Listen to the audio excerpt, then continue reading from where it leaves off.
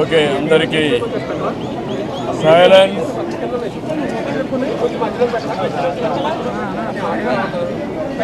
నిశ్శబ్దంగా ఉండాలయా.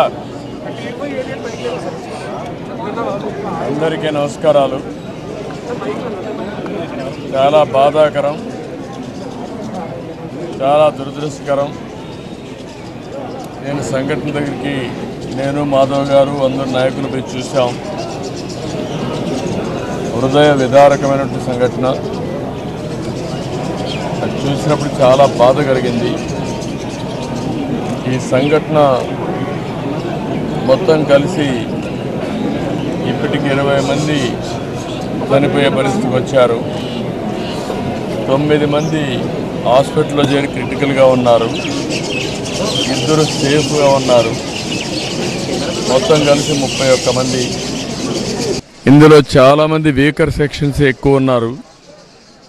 అందులో కూడా ఎస్సీలు అయితే దగ్గర 12 మంది ఎస్సీలు ఉన్నారు. ఒక 9 మంది మహిళలు ఉన్నారు. ఇప్పుడు వాళ్ళని లోపల కూడా పరామర్శించాం.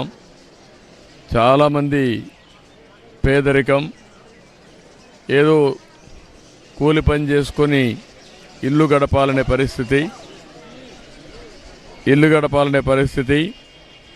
అవన్నీ కూడా చూసిన తర్వాత జరిగిన సంఘటన పైన చాలా ప్రభుత్వం సీరియస్గా తీసుకుంటున్నాం.